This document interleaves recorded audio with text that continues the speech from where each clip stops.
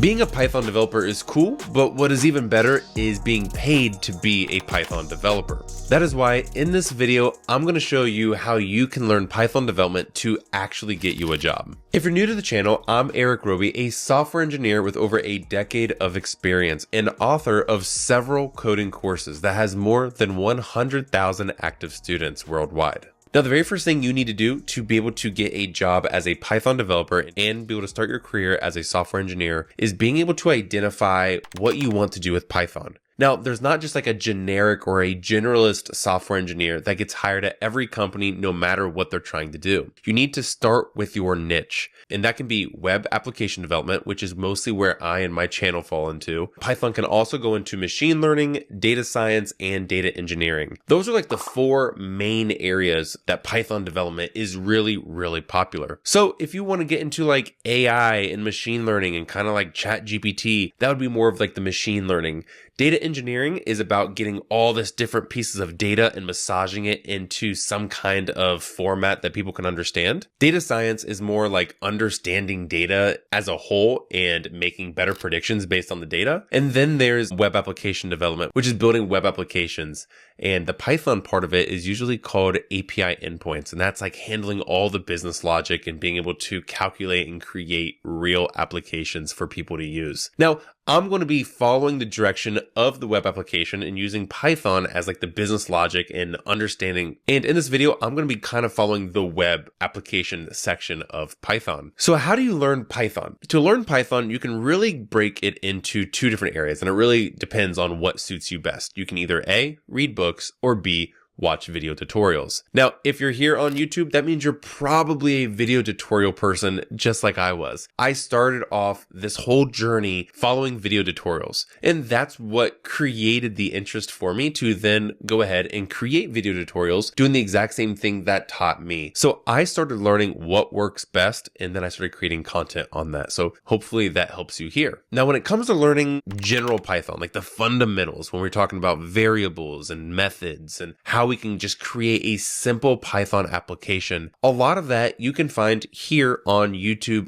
with free information. I have a 1-hour video on learning Python here, and there's also other content creators that have created amazing Python content to get individuals started. There's people like Programming with Mosh, who has like a 12-hour video just completely dedicated to teaching you Python free here on YouTube. So I would start with a very in-depth Python video that's at least 60 minutes long to get you familiar with the language. And you need to get familiar with the syntax, the basic, the fundamentals, and being able to create simple applications using simply Python. Now, these applications are mostly going to be terminal applications. I would stay away from all GUI, GUI, graphical user interfaces. That makes like your Python code look really nice. It's kind of like user interfaces for only Python applications. I would stay away from that and focus simply on the syntax and coding structure of Python applications. And to do that, you probably need at least 10 to 15 hours a week to really just continually learn Python. And the best thing you can do here is type along. You need to make sure that you are typing along with the book or the video tutorial that you're watching, because it's too hard to just watch a video and consume the data without actually following along. When you follow along, it helps create muscle memory. It makes it so you've done it before, which helps tremendously when learning something like Python. Now, after you learn Python's basics, I would probably stop there. A lot of people are going to be like, hey, you should dive into algorithms and really learn about performance optimization. I would not. I would say jump right into a framework. Now, when it comes to Python frameworks, there's technically two main ones. There's either FastAPI or Django. Now, FastAPI is a little bit easier to learn, while Django kind of encompasses everything that you might need to know to build a web application. So I would personally start with FastAPI and build my knowledge from there. FastAPI allows you to be able to consume API endpoints, and then when you consume those endpoints, you can do business logic, data validation with Pydantic, being able to create ORMs with SQL Model or SQL Alchemy, and then connect it to a database. If you don't know what I just said, that's totally fine because you have a lot of time to learn. And I cover all of this stuff either in my courses or videos. So if you're liking what you hear so far, go ahead and check out all my videos because it'll really help propel you into learning what you need to know for Python to actually get a job. Now, let's say you did proceed with wanting to learn Python as your framework. Now, when you're learning like FastAPI, it is overwhelming at first, and that's why it's really important that you understand all the basics and fundamentals of just plain vanilla Python before you dive into a framework, because the FastAPI is one step higher. It allows you to be able to consume data. And then from there, once you learn how you can consume data and maybe even use something like Jinja to be able to create a UI for web applications, you can then learn how to connect your FastAPI application to a database. And when you're thinking about databases, there's really two schools of thought. There's SQL databases, and then there's NoSQL databases. SQL databases are also known as relational databases. And the easiest way to get started in Python with relational databases is using something called SQLite. That allows you to be able to just have your database in your actual code repository so you can create applications so unbelievably fast and be able to deploy them so unbelievably cheap because you only have to worry about one thing, and that is the code of your application. You don't have to worry about front ends because we're going to be using Jinja. You don't have to worry about databases because we're not going to be using database. You don't have to worry about deploying databases because it's in your repository. Really only focus on one thing, and that's the FastAPI with Python, using SQLite 3 for relational database, and then potentially like Jinja for your front end. Now, when it comes to learning a framework, you're going to need to still keep up with your 10 to 15 hours a week minimum building, studying, and learning like you were with the Python world. If you're not spending the time needed to create and really learn and study, you're going to really fall behind, and you're going to find that your growth is not happening at the degree that you want it to happen at. And this really all comes down to one word that I love to use, and it kind of describes not only Python development, but just software engineering in general. And it comes down to consistency. Consistency. Every day, you have to be willing to put in at least a little bit of time.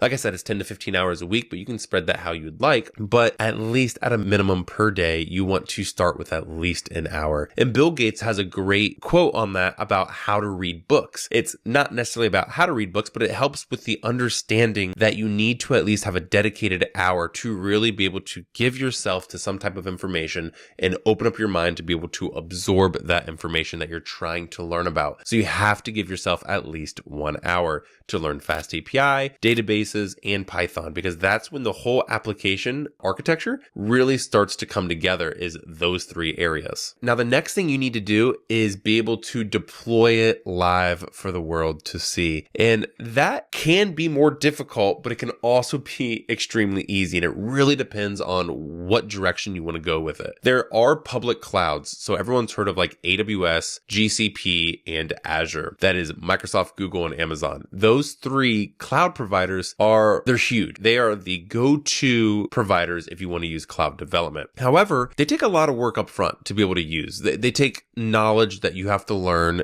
And I think the best way to learn that kind of stuff is on the job experience. Like, you're on the job and they want you to deploy something on AWS. They want you to be able to learn something that you can now give your attention to learn, and it's going to be on your company dollar, not your time. So I would avoid those to start and use a SaaS deployment product. Now, there's a whole bunch. There's one of the most popular is Heroku, and the other ones like Render. They allow you to deploy your application so extremely cheap, like $5 a month. It's open for the entire world to use, and it like scales to like 10,000 plus users simultaneously. So those are really, really good options if you want to get started and learning how to deploy. And you can even buy a URL for like $20 a year and add that also on top of your deployment. And now you have like your own URL, www.codingwithroby.com. And then now you have your own application. Now, after you have those pieces, so you really started learning with the basics, you maybe have started learning FastAPI with an ORM and a database, and you really are starting to put together different designs. Like, you're like, yeah, now I understand how APIs are consumed. You know how you can return data and do all this business logic. The next thing that you want to do after your application is deployed is build a portfolio.